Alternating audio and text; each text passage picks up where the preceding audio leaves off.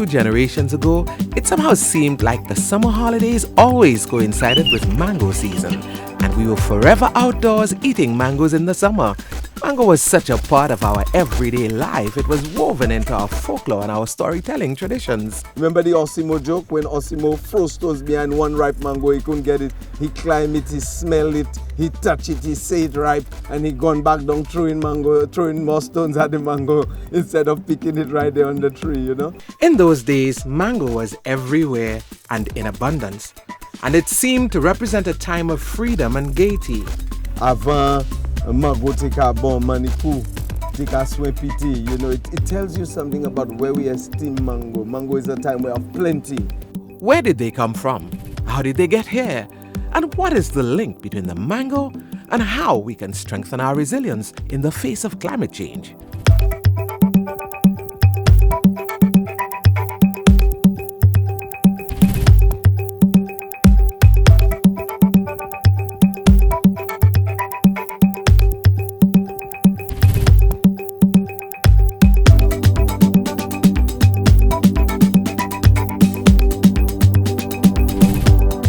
Began in where we call Burma and in the foothills of the Himalayas, East India.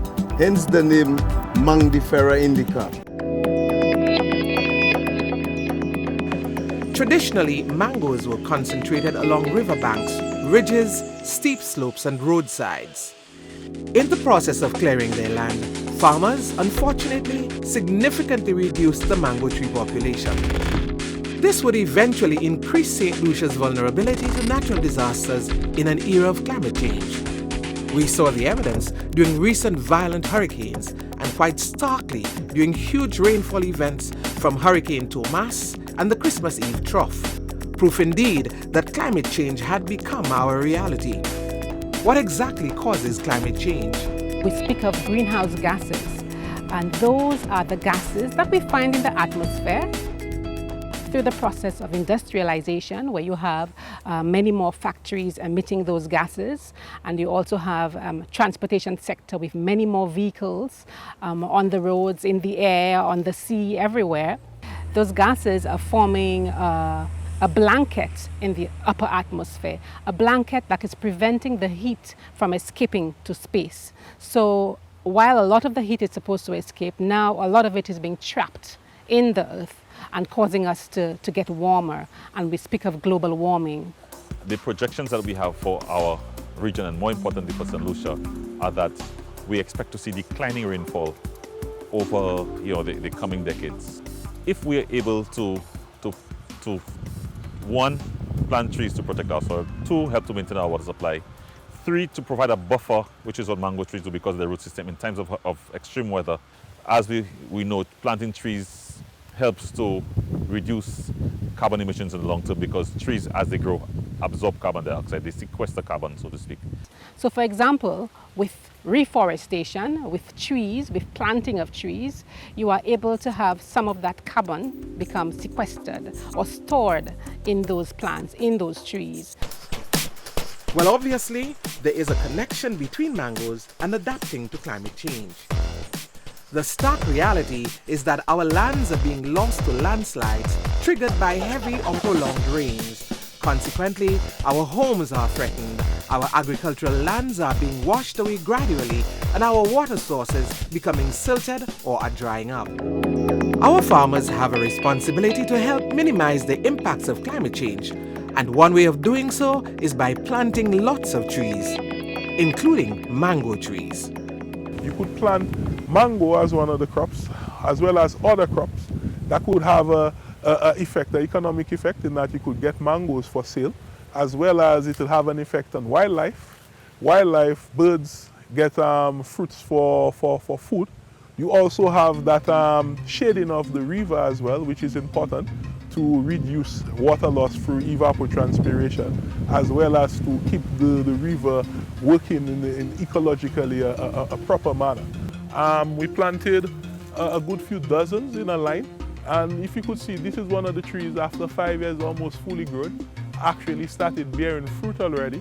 we've had a lot of landslides in areas, and when you look at the areas where the mango trees are, these areas remain really, really stable. Well, we have no problems with landslips where we have mangoes. We've not had any problems.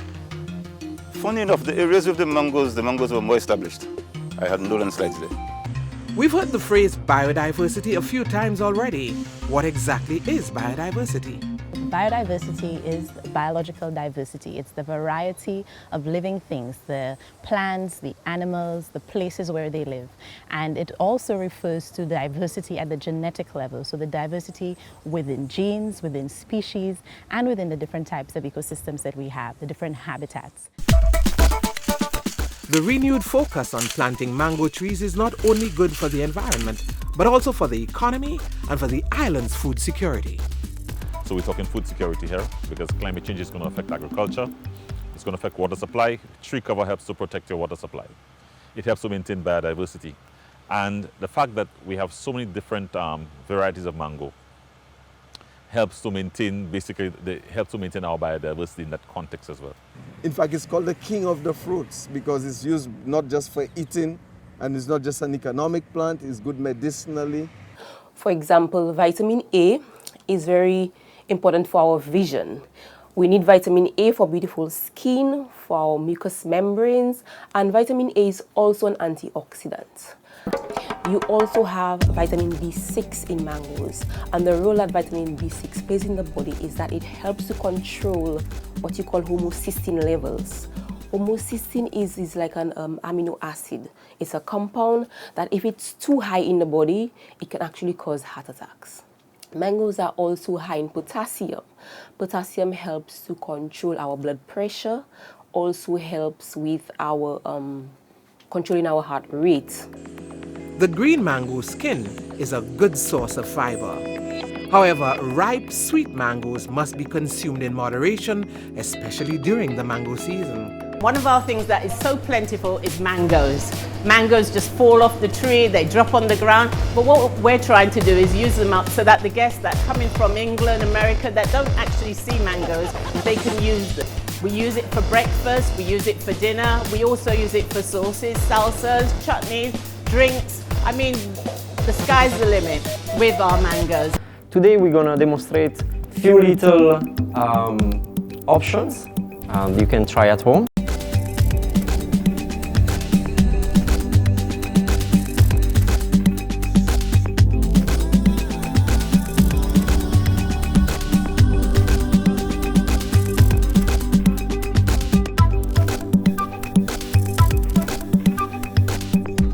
A nice idea I've done there is instead of having actually green blend season, take the green mango and combine with your green season. So you take after green mango, I've taken your herbs and your garlic and your celery and everything else, and I've marinated, and that's my season for the fish.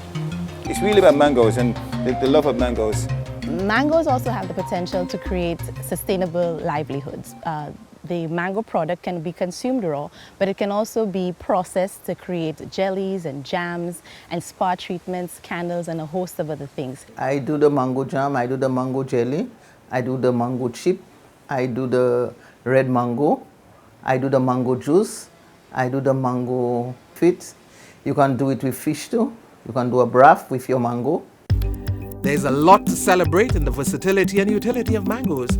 But a key function is its role in our response to climate change, to food security, sustainable land management, and the sustainability of livelihoods. But very disturbing are the quickly disappearing varieties that meant so much to past generations. Our mango diversity is seriously under threat. We must act now. We must find those disappearing varieties and propagate them for future generations. The urgent action is to reforest already affected and vulnerable steep slopes on our fragile riverbank. That is a call to action not only for environmental agencies and policymakers, but also for land developers, homeowners, and entrepreneurs, for landscapers and families. Climate change is expected to bring more violent hurricanes, flooding and landslides, potentially more devastating than Hurricane Thomas and the Christmas Eve drought. At the other end of the spectrum are prolonged dry periods and confused wet and dry seasons. The least we can do is to plant a tree, a mango tree, while returning to the good old happy days where mango was king and can become crowned again. Mango, merci pour mango, bien important pour nous.